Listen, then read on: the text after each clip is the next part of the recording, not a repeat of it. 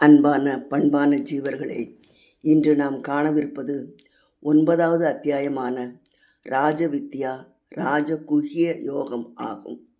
இந்த அத்தியாயத்தில் செய்துள்ள உபதேசங்கள் எல்லா வித்தைகளிலும் தலை சிறந்தது என்றும், மறைத்து போற்றப்பட வேண்டிய இரகசியங்களில் தலை சிறந்தது என்றும், அதனால் இந்த அத்தியாயம் ராஜவித்யா ராஜகுஹ்ய யோகம் எனப்படுகிறது.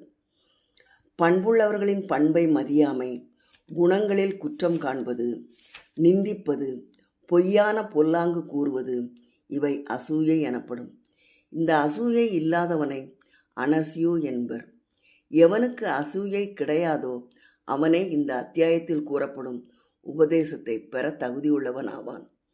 விஞ்ஞானத்துடன் கூடிய ஞானம் அனைத்து வித்தியைகளுக்கும் அரசு, புனிதமானது, சிறந்தது, கண்கூடாக உணர்தற்குரியது, தர்ம நெறிக்குட்பட்டது, கடைப்பிடிக்க எளிதானது, அழிவற்றது.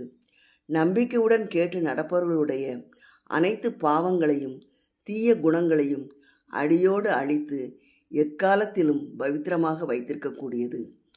பயனில் கருத்துடன் செய்யப்படும் கர்மங்கள் பயனை அழித்துவிட்டு அழிந்து விடுகின்றன. உலகியல் படிப்பும் ஒரு தடவை படித்த பிறகு திரும்ப திரும்ப பயிலாவிட்டால் மறந்து போய்விடும். ஆனால் பகவானை பற்றிய ஞானமும் விஞ்ஞானமும் அழிவதில்லை, மறந்து போய்விடுவதும் இல்லை. ஒரு முறை கற்று தேர்ந்து விட்டால் எண்ணிலையிலும் மறக்க மாட்டான். அடையப்பெறும் பயனும் அழியாதது. இந்த 9வது அத்தியாயத்து ராஜவித்யா யோகம் இந்த சாதனையை ஆரம்பித்த உடனேயே சாந்தியும் சுகமும் அனுபவத்தில் வரத் தொடங்கும். பகலில் கனவு காண்பவன் காணப்படும் பொருட்களுக்கும் ஜீவர்களுக்கும் அப்பால் தனித்து இருப்பது போல் பகவான் அனைத்து பொருட்களிலும் நிறைந்திருந்தாலும் அதன் எல்லைக்குள் அடங்கியவர் அல்லர். கனவு காண்பவனுக்கு கனவின் போது எல்லாம் உண்மையாக தோன்றினாலும் கனவின் விளைவிலோ பொருட்களிலோ சம்பந்தம் இருப்பதில்லை. அதுபோல் பகவான் எப்பொழுதும் உள்ளவர், ஆனால் அதிலிருந்து முற்றிலும் அப்பால் ஒட்டாமல் இருக்கிறார். கனவில் காணும் பொருட்கள் அனைத்தும் அவனைத் தவிர வேறல்ல, அவனுடைய சுரூபமே தான். அதுபோல பகவானைத் தவிர வேறல்லாத பிரபஞ்சமும் அவருடைய சொரூபம்தான். மேகம் இல்லாவிட்டாலும் ஆகாசம் உள்ளது. அதுபோல் எனக்கென்று தனிப்பட்ட இருப்பு இல்லை, ஆனால் நானே எல்லாவற்றுக்கும் ஆகாசம் போல் ஆதாரமாயிருக்கிறேன். மனிதனுக்கு என்னுடைய தரிசனம் கிடைத்து விடும்போது அவன் போக்கில் என்னை தவிர வேறு ஒன்றுமே கிடையாது. எல்லாவற்றையும் உண்டாக்கி எல்லாவற்றிலும் நிறைந்து எல்லாவற்றையும் தாங்கி காப்பாற்றுவனாக இருந்தாலும் ஒன்றிலும் ஒட்டாமல் இருக்கிற பகவானுடைய அற்புத சக்தியைத்தான் ஐஸ்வரம் யோகம் என்கிறார். அகில உலகிற்கும் காரணமான மூல பிரகிருதிதான் மகத் பிரமம், அவ்யாக்கிருதம், பிரதானம் பகவான் என்கிறார். காரணமின்றி பகை கொண்டு பிறருக்கு துன்பம் விளைக்கும் ராட்சச இயல்பு ராட்சத பிரகிருதி எனப்படும்.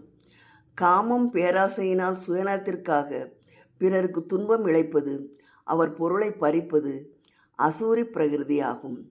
அஜாக்கிரதை மோகம் காரணமாக துன்பம் விளைப்பது மோகினி பிரகிருதி எனப்படும்.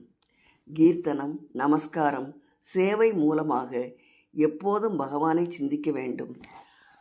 அடையத்தக்க பரமபதம், காத்து போஷிப்பவன், எல்லோரையும் ஆள்பவன், அனைத்திற்கும் இருப்பிடம், உதவி புரியும் நண்பன், நிலையாக தங்குமிடம், அனைத்து உயிரினங்களும் நுண்ணிய வடிவில் லயமடையும் இடம், அழிவில்லாத விதை, அனைத்தும் நானே. பரமபதம், பராகதி, பரமகதி, அழிவற்ற பதவி, பர்தா, அதாவது அகில உலகத்தையும் காத்து பேணி வளர்ப்பவன், பிரபு, பரமதெய்வம் எல்லாம் பகவானே. அகில உலகம் உற்பத்தியாகும் இடம் பிரபவ, இருப்பிற்கு ஆதாரம் ஸ்தானம், ஒடுங்கும் இடம் பிரளயம். ஆக ஆக்கல், அழித்தல், அழித்தல் எல்லாம் பகவானாலேயே நடைபெறுகின்றன.